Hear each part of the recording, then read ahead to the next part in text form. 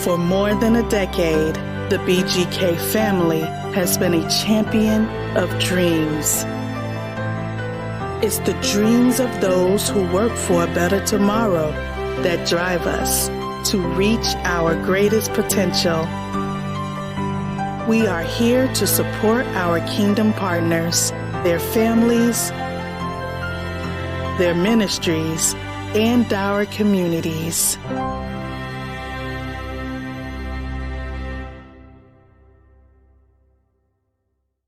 Did you know that online streaming is becoming the most powerful means of reaching a broader audience? Even major networks are transitioning from cable television to online streaming platforms. BGK is a Christian online TV network that is ahead of the curve. We specialize in virtual broadcasting, allowing leaders to broadcast right from their homes while sitting in the comfort of their customized studios. Well, call us at 877-386-6207 and become a broadcast partner with BGK Broadcast.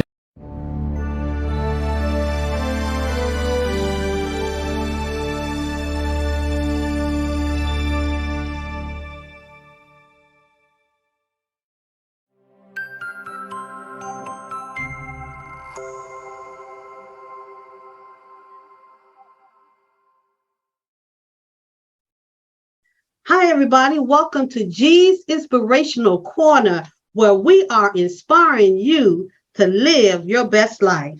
I am your host. My name is Evangelist Jolanda Simmons-Wright, and I have a powerful guest that's going to join us today. But before we get to our guest, I want to tell you how to be a guest on our show. To be a guest on G's Inspirational Corner, send me an email to wewdiamonds@yahoo.com. And after today's show, please go over to G's Inspirational Broadcast, leave a comment, and let us know how you like today's show, because I tell you, it is going to be an amazing show. I'm going to introduce our guest.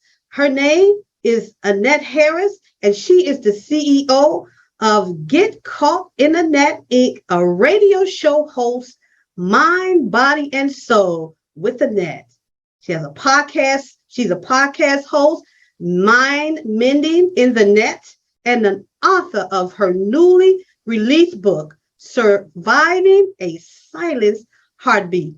She has always had a desire to understand the mentality of mankind, which is what motivated her to enter into the area of psychology. Now, before I bring on our guest, Annette Harris, I want to take a 3-minute and 11-second pause so that you can see this amazing video. Watch this.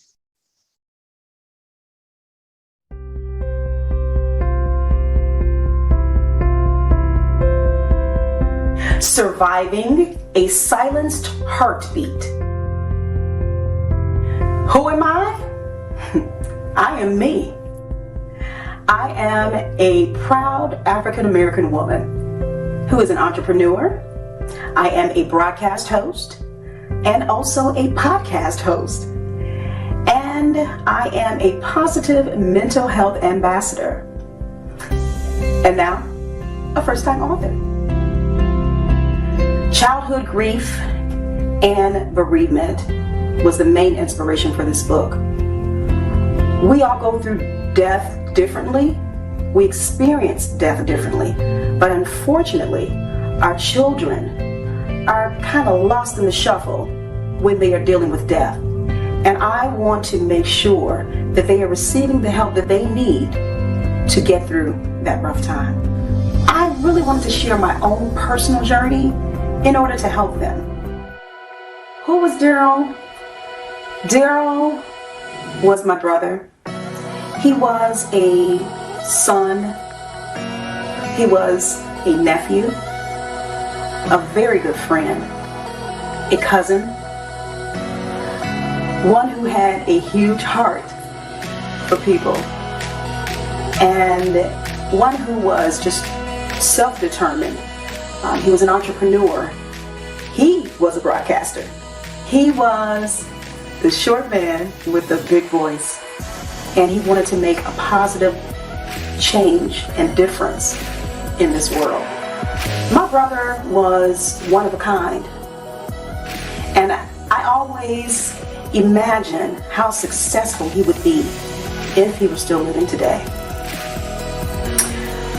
I really regret the fact that his life was taken so suddenly and cut short. But his memory and his love still lives on in myself and my family. You know, his untimely death affected a lot of people. And I know that there are countless others who have experienced the pain and trauma of unexpected loss.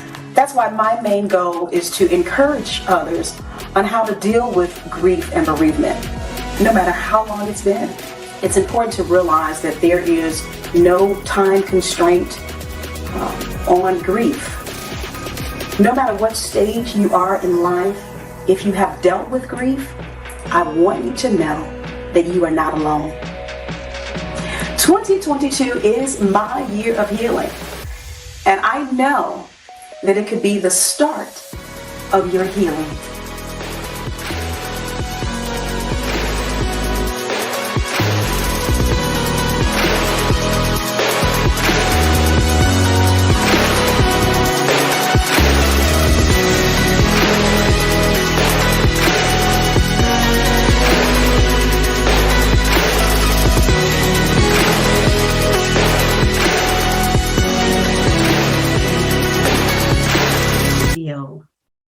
I love the hashtag 2022 is the year of healing.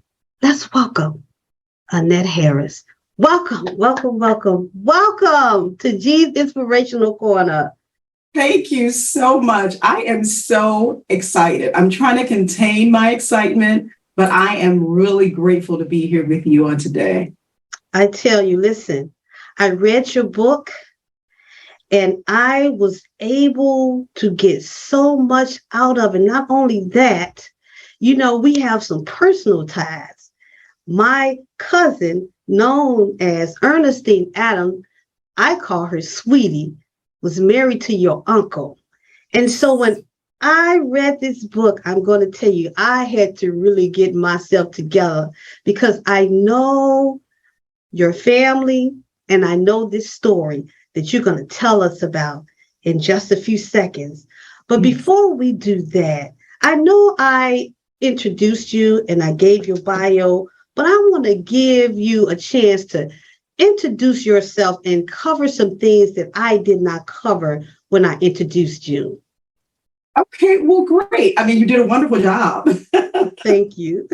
I am Annette Harris, and I am the CEO of my own company, Get Caught in Annette Incorporated, which my radio show, podcast show, and now my new book is housed under. And I'm so excited to be able to do all of these things. The Lord has tremendously blessed me to be able to care for people. That's really where all of this comes about. Get Caught in Annette. The radio show itself was inspired because I was in my undergrad with psychology and was actually co-hosting a totally different radio show. Hadn't planned on doing radio at all.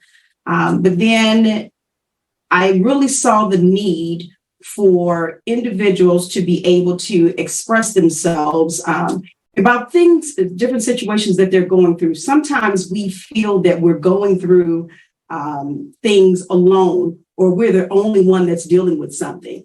And so bringing in that psychology aspect, I wanted people to know this is a platform where you're able to be transparent about what's bothering you. I actually call my radio shows, I call them sessions. Until I go back and attain my master's, I want to become a licensed professional counselor. And so that's why I call my radio show sessions, so that people, it's a, no judgment zone, come in, be able to talk about what it is that is really going on in your life. and then bringing in the spiritual aspect of it, because both of those areas, they do come together, although many people think that they don't, but they do. Every aspect of our life has something to do with psychological and or spiritual. So that's the basis of the radio show. And I'm so excited. We'll be celebrating 9 years in November with the radio show. The podcast show is new, not even a couple of years yet. And of course, the book itself is new as of last month. So that's just me in a nutshell. I just really care about people and want to be able to help them. Amen. Oh my God, the book. How was the book title developed? Tell us a little bit about that. Ooh, the whole project itself, when you look back, I must say this, my favorite scripture is Romans 8:28, and, it talks about all things working together. Mm-hmm. Sometimes we're going through different things in our lives. We immediately think that it's just for us.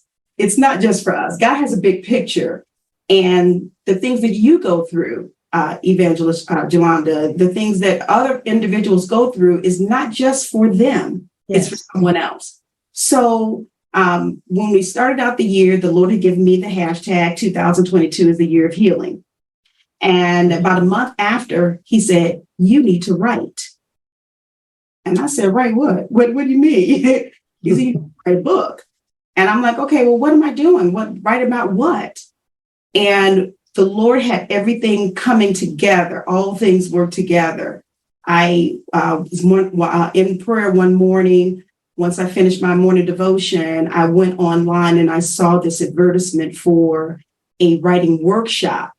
And so consequently, I had never seen that advertisement before, but I knew that God was in that. And so I would pray about it, and I talked to my husband about it. And I said, I believe this is what the Lord is telling me to do. And one thing about my husband, he's always going to be right there in my corner. And his first thing is saying, have you prayed about it? Mm-hmm. Prayed. And so as the development of the book title came along, it really, the Lord had his hand in everything, because when he told me to write, I said, okay, I'll write, but you have to give me everything, from the first word written to the last word written, and you have to give me the title. So that's how the title came about. Wow. And, when he told me to write about, the situation of us losing, our loved one, he said, write about that heartbeat, the heartbeat, and what it means when it's silenced. What happens when a heartbeat is silenced? And I said, okay. And so then came about surviving a silenced heartbeat, not silent, but silenced heartbeat. Wow. God is so amazing. When he give you something and you says, yeah, he will download that blueprint and give you everything that you need. And that's why I tell people, trust God. Because when he give it to you and you says yes, he's not just going to leave you just out there, just trying to figure it all out. He will give you that blueprint. I was reading your book, and I was just like many. I know this happened 39 years ago. Your family's, this tragedy happened over 39 years ago. Why now? Why did you decide to write the story now? Well, that was my question to God. I said, why now? I'm like, Lord, it's been so long. If anything, in my mind, I would think I should have done it before now, if he was going to have me write a book. Well, the Lord told me that when you talk about grief and bereavement, there's no expiration date. Mm-hmm. And you cannot limit yourself in a certain time frame. Like sometimes people say, oh, when you lose your loved one, you should only grieve for like 30 days or something like that. And then, you go forward from there. No, everybody is not packaged that way. Everybody takes death and grief differently. And so that's what we have to understand and realize. And so that's what the Lord told me, because it doesn't have an expiration date. And some people are still hurting after 39 years. Some people are still hurting after 60 years. Some people are still hurting, for a short amount of time. So he wanted me to make sure to bring that out, that it did not matter how long it's been, you can still survive. Yes. So we watched the video and we watched some of, what happened and everything in the video that we just watched. And I read the book. And I don't want to talk too much about what's in the book, because I do want people to go out and purchase this book, because I'm going to tell you, there is healing in this book. Because for a long time, we, especially the Black community, we had sort of the stigma, if you go and seek professional help, oh, that means I'm crazy. But in this book, I love this book because you explain, the various levels of grief. Grief doesn't have to just be the loss of a loved one. It can be the loss of something else as well. Talk about that grief process that you talked about, grieving in this book, maybe the loss of a loved one. In your case with this book, it was your beloved brother, Daryl. Yes. And thank you for saying that. And as you stated earlier, we do have this connection. You and I do, we go a long way back, and you understood the situation that my family dealt with. But in terms of the grief process, you said it perfectly. It does not only mean you're losing someone physically. Yes. The grief process and those various stages of grief can be used for any change in your life. Mm-hmm. Any change, whether it's a divorce, whether it's a separation, I have encountered and have interviewed families whose loved ones are missing. Yes. They've gone missing. They haven't been declared dead or anything, but they're missing. So that's a change. That's a grieving process that family will still have to go through. So yes, we can label it. We can place that label of grief onto a sudden change, in an individual's life. So it doesn't only have to be because I physically lost someone in my life. They're dead, they're deceased, or anything like that. Mm-hmm. And it's important to know that with the various stages of grief, they started out with 5. They've added on, I think, a couple more. I think it's like up to 7 now. Mm-hmm. But I basically, in my book, and I don't mind sharing this, made sure I laid out the various stages. I want individuals to know that with the stages of grief, it starts with the denial, and then you go into the anger and all that. It doesn't always have to go from 1 to 5 when you're going through these stages. You may flip.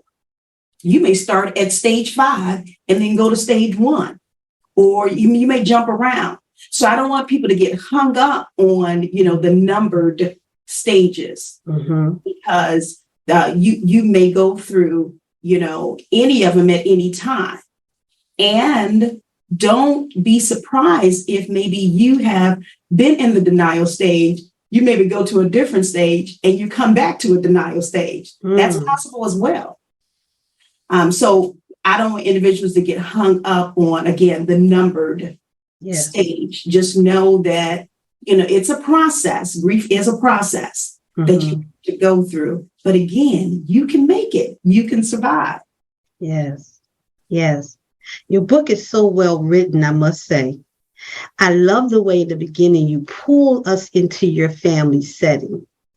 So if someone didn't know you and wasn't there, you pull them into as if we were sitting at that dinner table with the family. I love it, and I want you to tell our readers how they can purchase your book. Oh, sure. There are a few different ways. We're on Amazon, and you can look for us there. Just type in Surviving a Silenced Heartbeat, or you can type in my name, Annette Harris. We're also on Barnes & Noble online. You can order from there. I also do have my book's website, which is gcianet.com. You can go there and you can purchase your book. And I would be most appreciative of all of your support.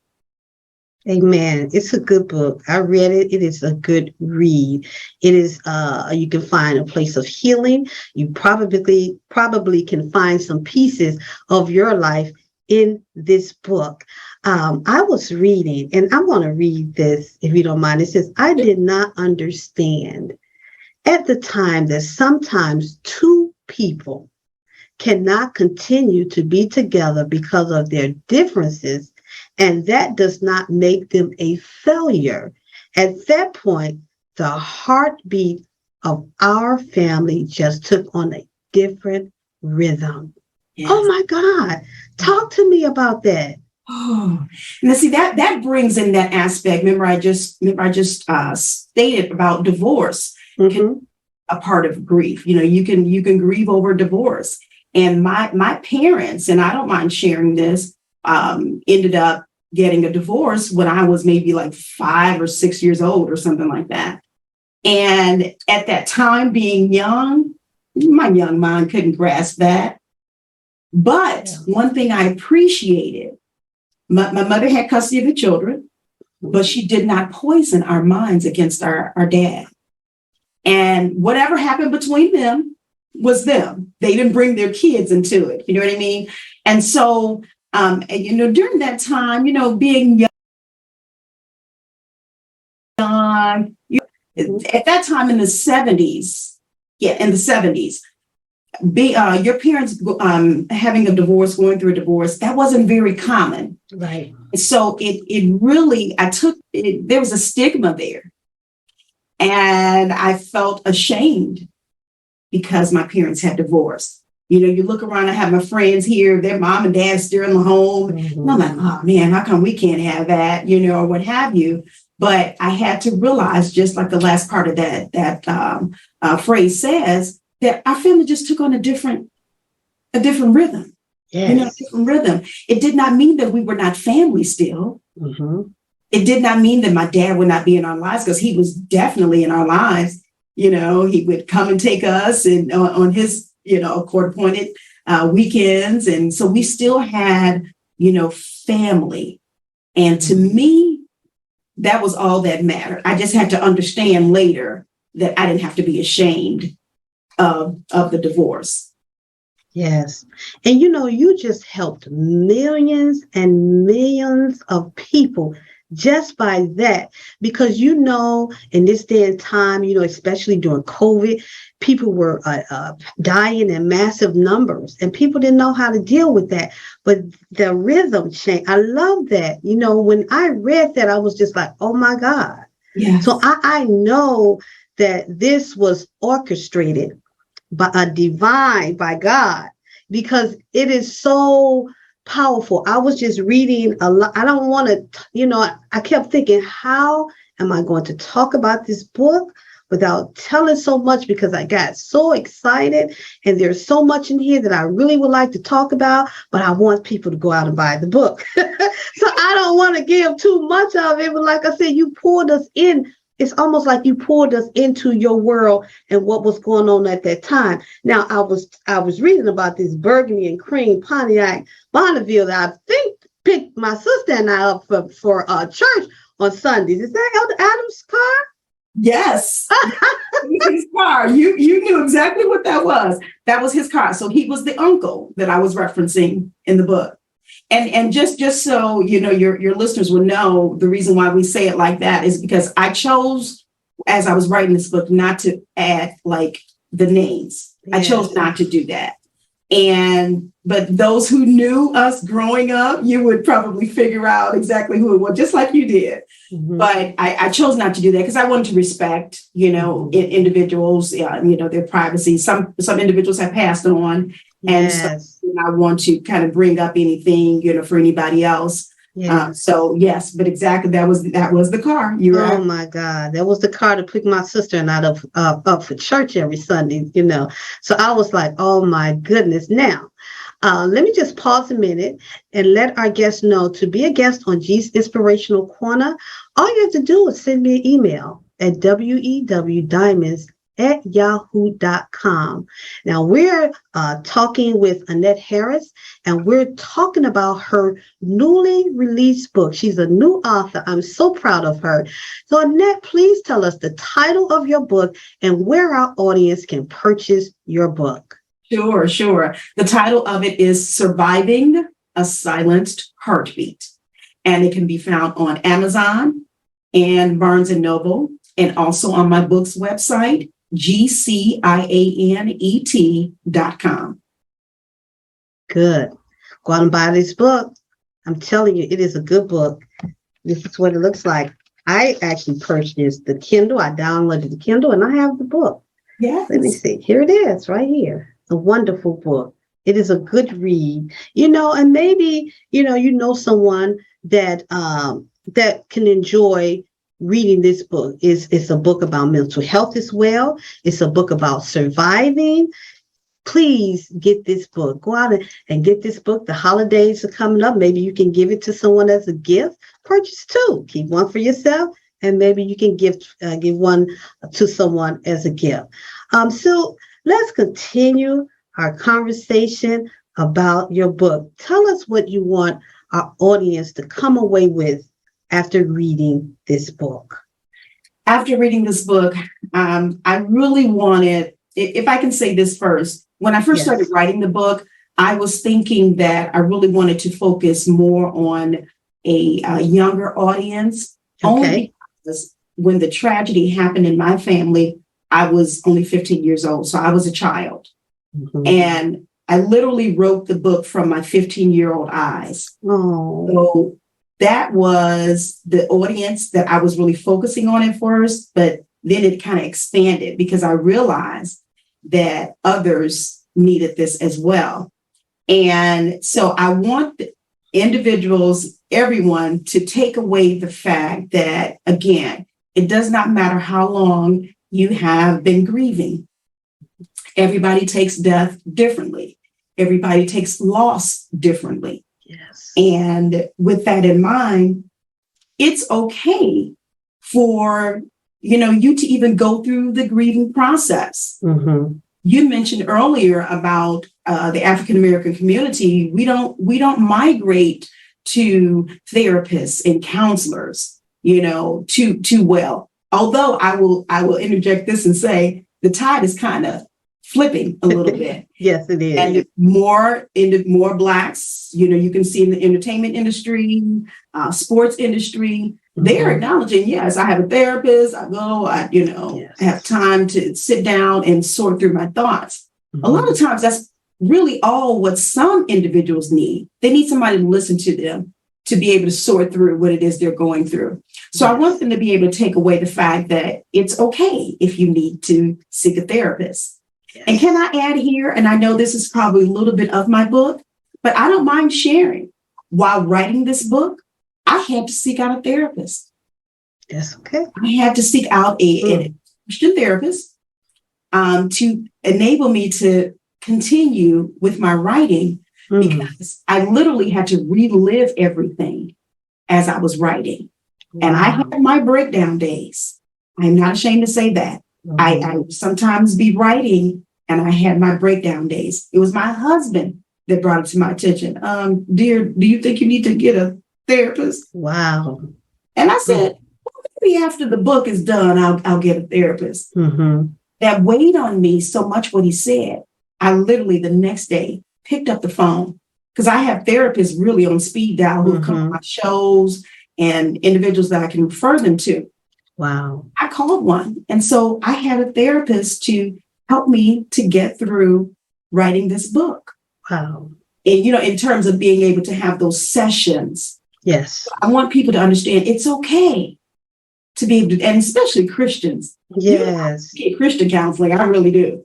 We shouldn't be ashamed or think that, we're not being a good Christian if we seek out counseling. That's not what that's for. Think about it. If you have an ache or a pain, who are you going to call? Your medical doctor, aren't you? That's right. Or a situation, maybe something happens, on your body and you're like, oh, I need to you picking up that phone, you're calling your doctor. Can I get an appointment? A lot of times Wow. for a while. So why not take the time to tend to your mental health? Yes. That's vital. It's vital. Yes. It's important. And, thinking about the decisions that you make after a loss, after a death, all of that's predicated upon how well you are mentally. Yes. Yes. Now, we have a few minutes left, and I want you to talk to us. You said that this is a movement. What do you mean by that? Well, when SASH became the acronym for the book, Surviving a Silenced Heartbeat.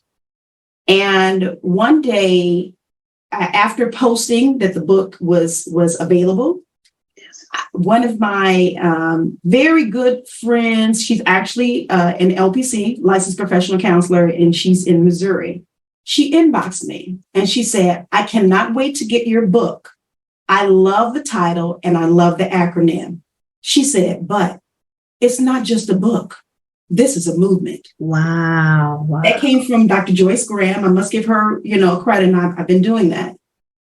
And I said, God, this is. I received that. And once she inboxed me with that, things just started rolling with it. I cannot tell you the countless number of individuals who have, witnessed reading the book and saying that this is definitely a movement for them. Wow. Well, I want to say thank you so much for being on my show. Thank you for sharing your book with us. And it has been a delight to have you on G's Inspirational Corner TV show. I must have you back on the show again. Unfortunately, we're running out of time and there's so much more to talk about. Until next time, thank you and have a blessed day.